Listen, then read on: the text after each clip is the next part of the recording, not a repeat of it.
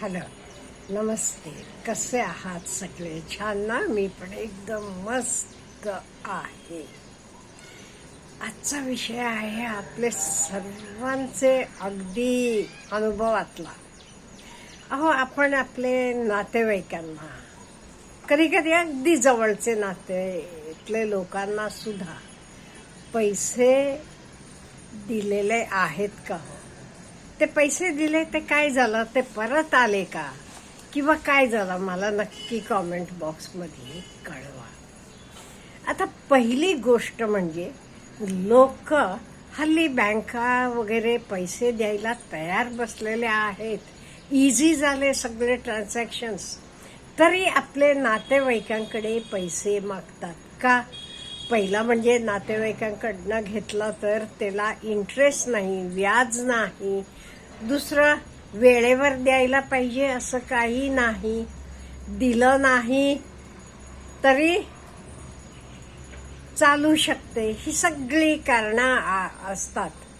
त्यामुळे लोक बँकेतनं वगैरे कर्ज घ्यायचे ऐवजी आपले नातेवाईकांकडनं घेतात. पण हे पैसे दिल्यामुळे काय होते हो? माझे तरी अनुभवाचे बोल सांगते. अगदी जवळचे माणसांनी सुद्धा पैसे घेतल्यावर कितीतरी वर्ष ते पैसे परत दिले नाही. मग ते पैसे परत कधी करणार? मागितल्यावर नातं तोडून टाकलं. म्हणजे दिलेले पैसे तर जातातच, त्या पैसे बरोबर आपलं नातं सुद्धा तुटते. हे लक्षात ठेवा. आपल्याला पण असे अनुभव आलेत का? आले तर मला नक्की कळवा. ते आता ह्या गोष्टीतनं कसं आपण वाचावं किंवा स्वतःला कसं आपण ह्यातनं सेव्ह करावं, ह्याच्याबद्दल काही पॉइंट्स सांगणार आहे. पहिली गोष्ट म्हणजे कोणी तुम्हाला येऊन पैसे मागितले की लगेच हो म्हणू नका. सांगा, विचार करावा लागेल. मला माझे पार्टनरला विचारावं लागेल किंवा वडिलांना विचारावं लागेल. माझे सगळे बँकेचे व्यवहार वगैरे ते बघतात, त्यामुळे त्यांना विचारल्याशिवाय मी काही सांगू शकत नाही. त्यामुळे मला 24 तासाचा वेळ पाहिजे, असं वेळ विचारून घ्या. तुम्हाला हा वेळ मिळाल्यावर तुम्ही त्याच्यावर पूर्ण विचार करू शकता किंवा तुमचे पार्टनरशी डिस्कस करू शकता. तुमचे आई वडिलांशी तुम्ही डिस्कस करू शकता. त्यामुळे लगेच कोणी मागितले की पैसे देऊ नका. 1 दिवस 2 दिवस तुमचे सोयीनुसार. दुसरी गोष्ट म्हणजे कोणी पैसे मागितले तर त्याला तुम्ही विचारायचं, ओके आता ₹1,00,000 विचारतोस तू, ते तुम्हाला परत कसे करणार? तसा लगेच काय म्हणेल, माझ्यावर काय एवढा विश्वास नाही का, अमुक नाही का, तमुक नाही का? अहो, विश्वास प्रत्येकावर आहे. विश्वास असला तरी परत तू कसे देणार आहेस तर विचारा. कधी देणार विचारू ना. कधी म्हणेल तो आठवडेना, महिनेना, पण तू कसे देणार हे विचारा. आणि विश्वास नाही का, अमुक नाही का म्हटला की तुम्ही जाणून घ्या त्याला ते पैसे बुडवायचेच आहेत. खरोखर गरज असलेला माणूस म्हणाला असता का नाही, ओके पगार झाल्यावर तुला अमुक अमुक हप्ते ना एवढे महिन्यानं देऊन टाकतो. आणि तिसरं महत्वाचं, तुम्हाला जरा ऑड वाटेल मी सांगताना, पण तुम्ही काहीतरी गॅरंटी घेतल्याशिवाय देऊ नका. अहो, सिक्युरिटी, बँक पण सिक्युरिटी घेतेच का नाही? मग काय, त्याला विचारा, पोस्ट डेटेड चेक द्या. तो म्हणतो का नाही पुढच्या महिन्यात देतो, ओके पुढच्या महिन्याची तारीख घालून मला चेक दे. असं काहीतरी सेक्युरिटी घ्या. सेक्युरिटी घेतल्याशिवाय देऊ नका. नाही ते काय होते, आपले पैसे पण जातात, नातं पण तुटते कायमचं. हे अनुभवानं सांगते मी, म्हणून खरोखर घडते असं. आणि त्याच्याशिवाय हे बघा,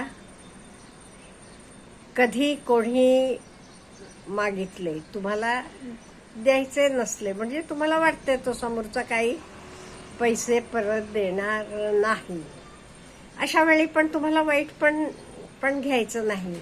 मग सांगा, अरे नुकतेच FD करून ठेवले, आता FD मी वेळेच्या आधी तोडली तर मला एवढं नुकसान होते, 10,000चं नुकसान होते. ते 10,000 आणून दे तू, मग मी मोडून देतो तुला. खरोखर त्याला गरज असली की तो तुमचे नुकसान होऊ नये म्हणून ते पैसे द्यायला तयार असेल, पण नसला की नाही, हे पण तुम्ही विचार करू शकता.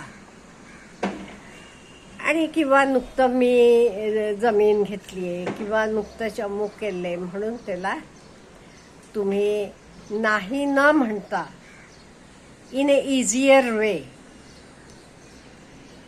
नाही म्हणू शकता.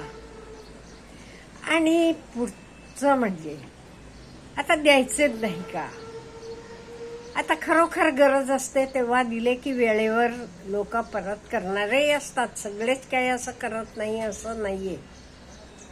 आता एखादा विचारतो, आईचं ऑपरेशन आहे, अमुक अमुक पैसे दे, एवढे पैसे पाहिजेत.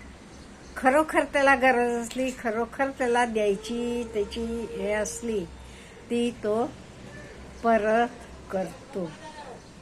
हा पण अनुभव आहे, आतापर्यंतचा फक्त एक अनुभव आहे वेळेतनं परत केलेले पैसेचा. पण त्याचे आईचं ऑपरेशन होतं म्हणताना तो म्हणाला, असं असं ॲडमिट केलं, अमुक ऑपरेशन आहे, एवढे पैसे पाहिजे, द्या मला.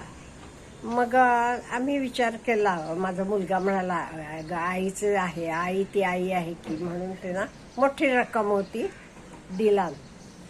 त्यांना मात्र पुढचे महिने त्याचा पगार, वडिलांची पेन्शन वगैरे झाल्यावर लगेच ते पैसे परत केला. म्हणजे अशी माणसं पण असतात, सगळीच काही बुडवणारी असतात असं नाहीये, पण बुडवणारी जास्त असतात, वेळेला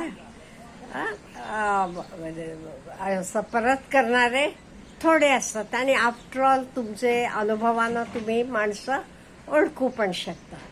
ह्याच्याशिवाय अगदी छोटी रक्कम कोणी विचारली तर जे काही आम्ही करतो तर तुम्हाला सांगते, तुम्हालाही पटलं तर करा. कोणी 500 रुपये मागितले, ते मग तुला मदत म्हणून घे, तू काही परत देऊ नकोस, असं आपण देऊ शकतो. म्हणजे कसं ते काही संबंध पण बिघडत नाहीये, आपण वेळेला त्याला मदत केल्यासारखी पण होतीये आणि त्याला पण जाण राहतीये.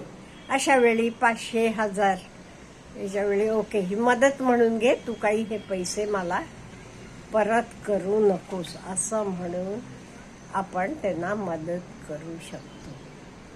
त्यामुळे हा बरेच लोकांना प्रश्न आहे.